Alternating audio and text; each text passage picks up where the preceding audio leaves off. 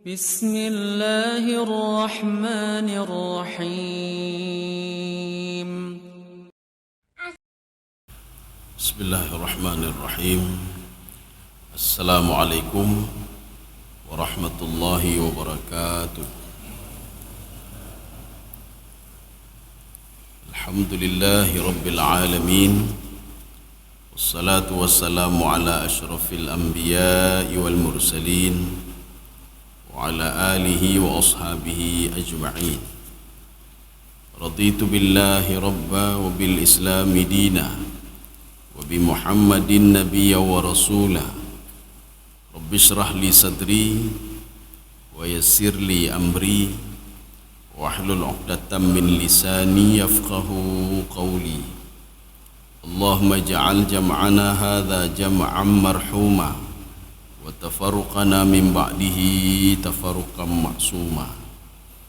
Kaum muslimin dan muslimat sidang jamaah subuh yang dirahmati Allah, kita memasuki pembahasan babu tahrimil kibri wal i'jab.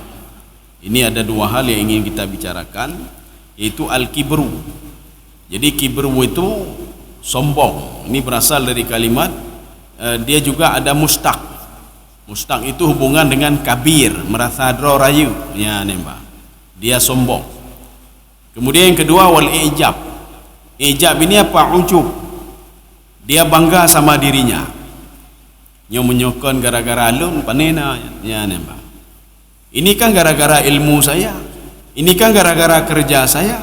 Ini kan gara-gara jabatan saya, ya nembak. Seperti iblis mengatakan, ana khairum minhu khalaqtani min narin wa khalaqtahu min tin. Jadi setan itu dia bangga dia diciptakan dari api, walaupun dia dibakar juga dengan api. Nah yang tanya, api dibakar api kok bisa panas ya Mbak? Kenapa iblis itu bisa merasakan panas? Maka dijawab di situ, unsur api neraka itu lebih dahsyat dibandingkan dengan api penciptaan iblis dan setan. Unsurnya hanya kecil, tidak begitu tidak begitu dahsyat. Tapi api neraka lebih dahsyat daripada api penciptaan iblis dan neraka. Jadi keunikan ini kitab Riyadhus Shalihin yang sudah ditahqiq oleh Syekh Muhammad Sulaiman Al-A'raj, beliau selalu melampirkannya dengan ayat Al-Quran. Jadi diawali dengan ayat Al-Quran. Ini ada beberapa ayat, kita ambil satu saja. A'udzu billahi minasyaitonir rajim. Bismillahirrahmanirrahim. Wa la tusa'ir khaddaka linnas. Jangan kamu berpaling mukamu dari manusia. Jak tepat aja gini, Mbak. Anak kalian winner, ya Mbak. Jadi ini dianggap sombong. Wa la tusa'ir khaddaka linnas. Wa la tamshi fil ardi maraha. Jangan kamu berjalan di permukaan dunia ini dalam keadaan sombong. Jadi apakah muamalahnya, interaksi sosialnya dan lain sebagainya. Innallaha la yuhibbu kulla mukhtalin fakhur. Allah tidak senang sama orang sombong dan membanggakan diri. Ya, sekarang kita masuk dalam hadisnya. Ini hadis yang pertama. Wa an Abdullah bin Mas'ud radhiyallahu anhu. Hadis ini dari Abdullah bin Mas'ud radhiyallahu anhu, anin Nabi sallallahu alaihi wasallam. Ini dari Nabi. Sehingga ini namanya hadis mu'an'an. Anyo. Ya. La yadkhulul jannah, tidak akan pernah masuk ke dalam surga. Ya, man kana fi qalbihi, kalau di dalam hatinya mithqalu dzarratin min kibrin, di dalam hatinya ada sedikit saja rasa sombong, kata Rasulullah, hana itamong dalam surga, tidak akan pernah masuk surga. Kalau di dalam hatinya dia masih ujub, menyokan lun panena, yang paling nyan kalun memang, yang paling jih kalun, menyokan lun hana bereh nyan, itu kibron namanya. Maka Rasulullah mengatakan la yadkhulul jannah, tidak akan masuk dalam surga. Faqala rajulun, rupanya ada seorang laki-laki bertanya kepada Rasulullah sallallahu alaihi wasallam, yuhibbu ayyakuna thawbuhu hasanan. Ya Rasulullah, saya itu suka pakai pakaian yang bagus-bagus. Dia enggak sombong kan.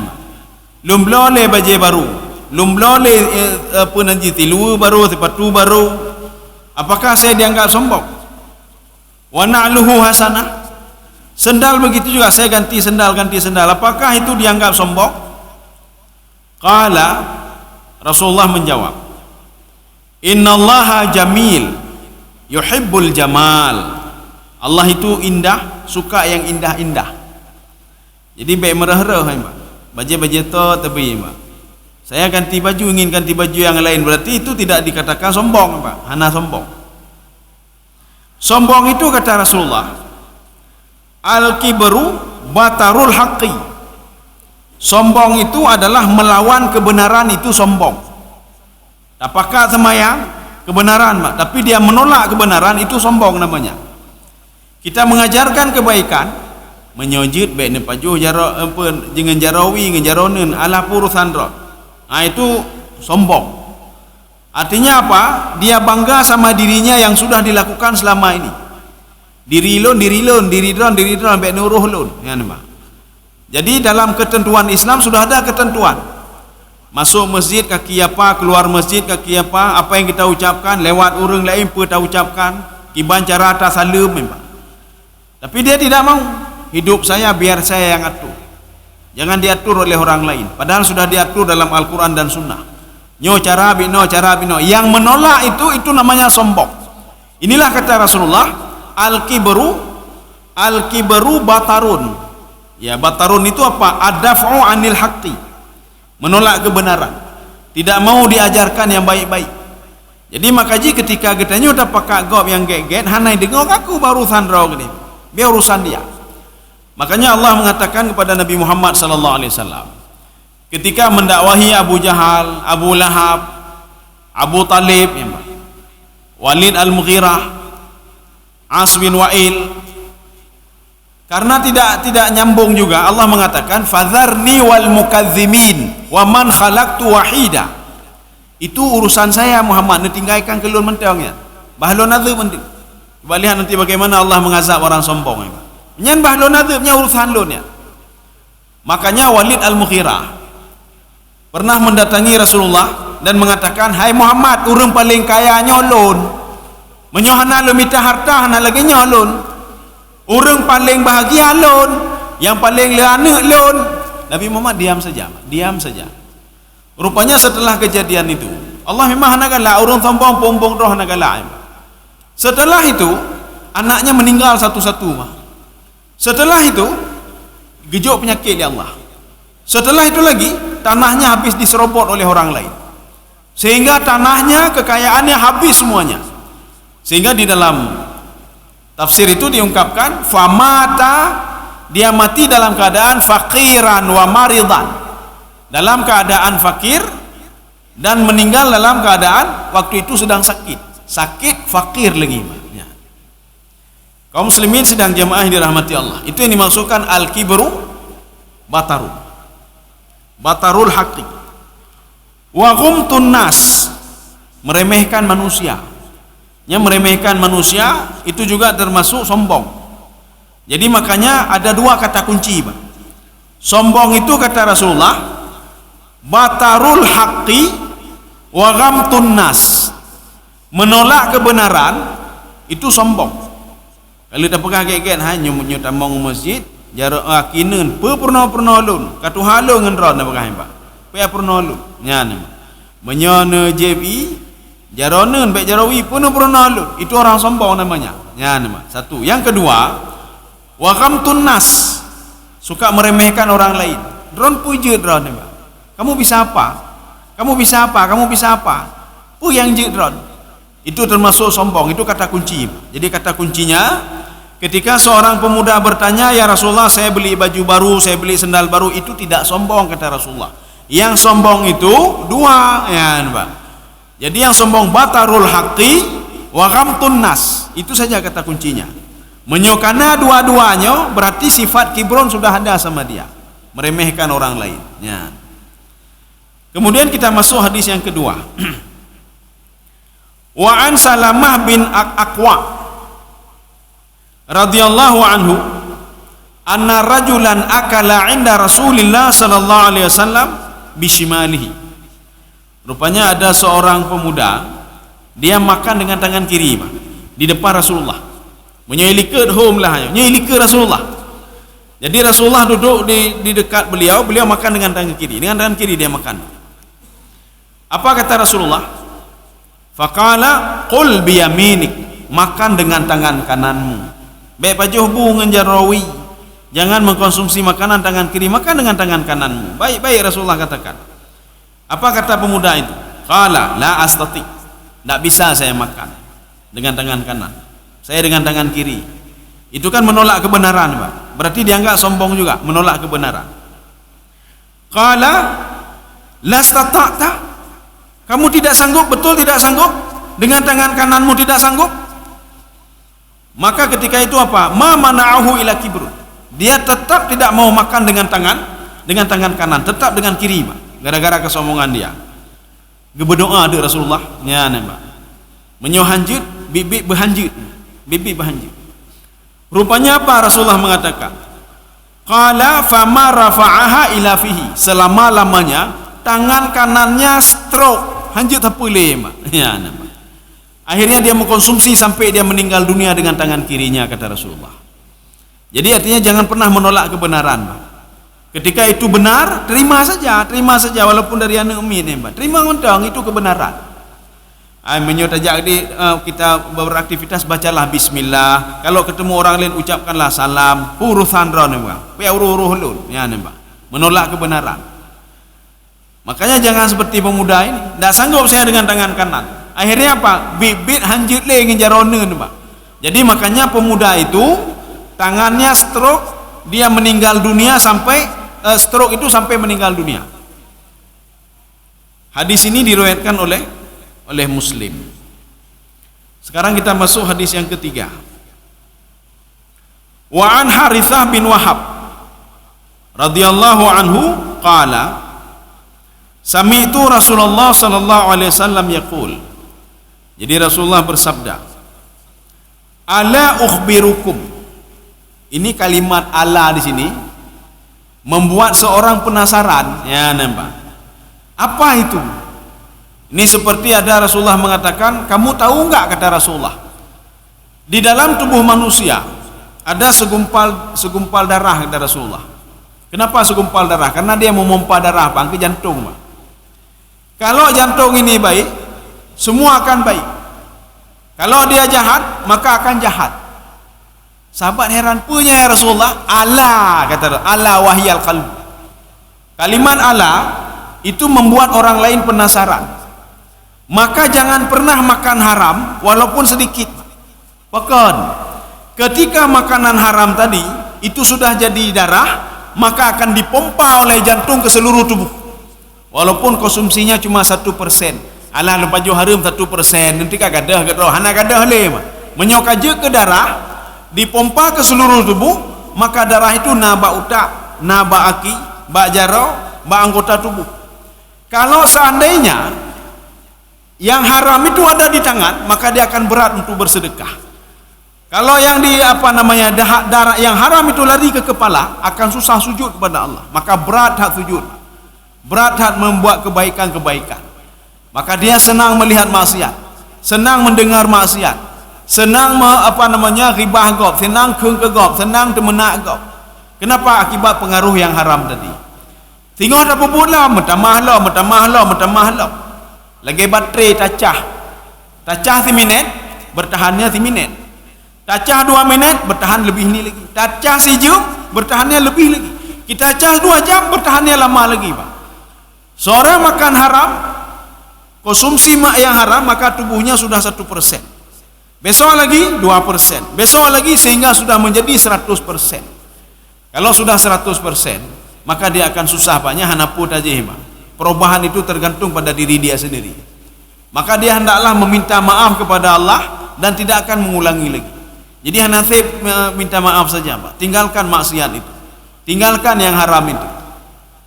Karena ada seorang pemuda, dia itu ingin bertaubat kepada Allah. Dia naik ke sebuah bukit. Sampai di bukit itu apa? Dia bertobat sambil menangis. Waktu itu taubatnya tidak diterima oleh Allah.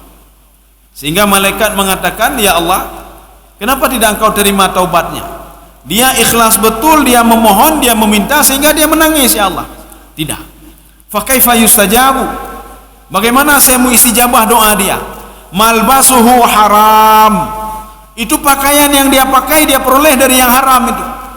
Yang baju yang dia pakai untuk beribadah. Maka Rasulullah mengatakan, kalau seandainya kalian membeli pakaian 10 dirham. 1 dirham pakaian itu dari uang haram. Dikurung dirham peng halu peng draw katanya apa? 1 dirham peng tadalimi kau. Maka Rasulullah mengatakan jangan pernah harap ibadahnya akan diterima oleh Allah. Walaupun cuma 1 dirham saja. Makanya Allah mengatakan pemuda ini tidak akan saya terima taubatnya. Fa kaifa yustajabu? Malbasuhu haram. Pakaiannya haram. Jadi pakai bancaran, sun ilai pakaiannya, minta pakaian lain dan jangan pernah pakai pakaian itu lagi. Jangan pernah pakai lagi. Menyona motor tablo dari yang haram baik pakai lagi, baik pakai lagi. Menyoma haji kagak pakai aja, pakai lagi. Maka akan dipenuhi dengan kesusahan tapi pakan peng tak korupsi tablo motor, napeng haram di sini. Atau caranya bagaimana? Tidak usah mobil tetap kita pakai, tetapi apa? Kita ganti duit orang yang sudah kita ambil. Tanit katanya, "Ya Allah, lum jak peglih motor lu ni Allah. Nyo nasi juta penggop lum belau motornyo ya Allah. Maka nganti jutanya tak peglih lu motor dan nyoba kembalikan duit itu, kembalikan kepada orang lain, kepada yang sudah kita zalimi." Kaum muslimin sedang jemaah yang dirahmati Allah Subhanahu wa taala. Kemudian Allah juga mengatakan fa mat'amuhu haram. Makanan yang dia makan juga masih makanan haram. Tadi waktu mau bertobat dia makan haram dulu. Wa masyrabuhu. Sebelum bertobat tadi dia minum minuman itu dari hasil korupsi juga. Bagaimana saya mau terima taubat dia? Pakaiannya haram, minumannya haram, makanannya haram. Tinggalkan pakaiannya, tinggalkan konsumsi yang haram, apakah makanan dan minuman. Baru berdoa baru berdoa sama saya. Ini juga sesuai dengan kaidah yang dikatakan oleh Syekh Asy-Syanqiti di dalam kitab beliau. Al-hijabu bainal mar'i wa rabbih adz-dzunub. Yang menjadi penghalang antara seorang hamba dengan Allah itu adalah dosa-dosa yang dilakukan.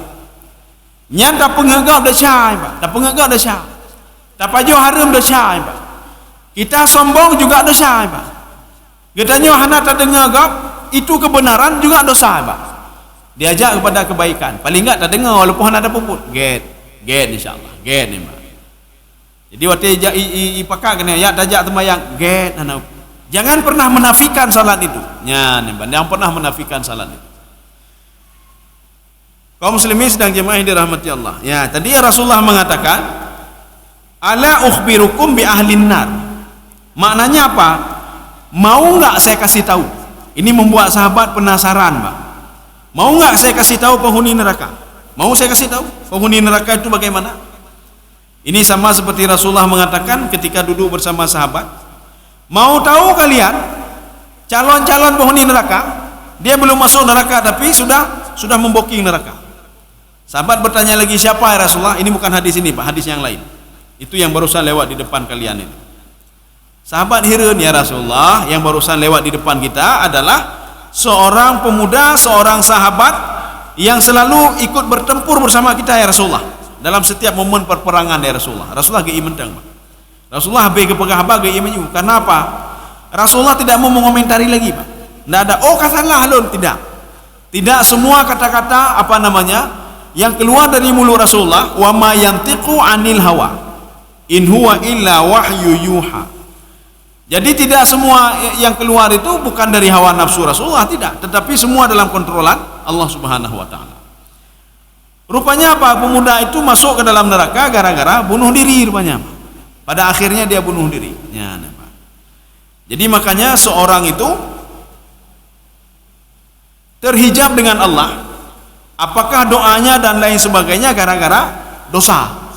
Ya, kita lihat dosa simpel sekarang ini sebelum kita lanjut ini, Pak. Ketika Nabi Yusuf di dalam penjara pertama 5 tahun dulu, masuk dalam penjara 5 tahun. Itu atas permohonan beliau sendiri. Ya Allah, penjara lebih baik daripada penjara lebih baik untuk saya daripada saya tinggal di istana ini, ya Allah. Akhirnya apa? Doanya dikabulkan oleh Allah, masuk penjara 5 tahun. Kemudian setelah itu masuk dua pemuda. Dua pemuda apa? Yang membuat minuman raja, membuat makanan raja. Dua pemuda ini masuk ke dalam penjara gara-gara apa? Mereka ingin meracuni raja. Untuk apa diracuni? Karena penduduk Mesir waktu itu ingin kudeta raja. Nama rajanya apa? Rayyan, Raja Rayyan. Ketika itu ketahuan, masuk dalam penjara. Sampai dalam penjara mereka bermimpi. Ada satu apa? Membawa air untuk raja, satu lagi di atas kepala dia disalib, di atas kepalanya roti. Apa kata Nabi Yusuf alaihissalam? Ini kita akan lihat dosa, Pak. Dosa itu membawa seorang akan dipending doa-doanya oleh Allah Subhanahu wa taala. Rupanya waktu itu kata Nabi Yusuf alaihissalam, fa amma ahadukuma fayasqi rabbahu. Ya. Salah satu di antara kalian nanti akan selamat. Nabi Yusuf nak memberitahukan siapa yang selamat, akan selamat dan dia akan bekerja lagi sama raja. Rupanya betul. Setelah 2 hari setelah itu, yang pemberi minuman raja tadi keluar. Apa kata Nabi Yusuf alaihissalam? Kasih tahu sama raja kalau saya orang baik-baik. Kasih tahu sama raja. Kasih tahu sama raja yang meramal kamu kebaikan itu saya. Kasih tahu sama raja saya tidak berbuat dosa. Maksudnya apa? Supaya Nabi Yusuf bisa keluar dari penjara. Rupanya bengih Allah emang. Dengan turunnya malaikat, apa kata malaikat? Kenapa kamu percaya sama pemuda ini? Kenapa tidak berdoa sama Allah? Apakah anda lekeh sama Allah Subhanahu wa taala? Kenapa kamu minta kepada pemuda ini? Kenapa tidak kamu minta kepada Allah, ya Allah, selamat don dari penjara, keluarkan saya. Makanya Nabi Yusuf tinggal lagi dalam penjara 7 tahun. 7 tahun. Sehingga 7 tambah 5, 12 tahun Nabi Yusuf dalam penjara. Kalau seandainya, ini kita ngomong andai-andai, tapi sudah terjadi. Ketika 5 tahun itu, Nabi Yusuf berdoa kepada Allah, ya Allah, netulung lun, ya Allah. Netulung lun. Ya Allah, tolong hilangkan sifat-sifat ketidakpercayaan mereka kepada saya, ya Allah. Nyan. Mungkin Nabi Yusuf sudah keluar setelah 5 tahun. Tetapi apa? Nabi Yusuf percaya kepada pemuda, neberite pada raja apa supaya raja tepi lun dari penjara. Makanya Allah murka. Ini kita bisa melihat dalam tafsir Ibnu Katsir. Makanya diperpanjang lagi, Pak. Fa ansahu syaitanu dzikra rabbih. Di situ ada andil setan. Rupanya setan memberitahukan kepada pemuda yang selamat tadi, apa namanya? Di ipu dua, Pak, ipu dua. Akhirnya pemuda ini lupa nih, Pak. Lupa. Rupanya setelah 7 tahun kemudian raja bermimpi kalau dia melihat 7 ekor sapi, Pak, yang tembun-tembun, yang pijut-pijut. Terima kasih.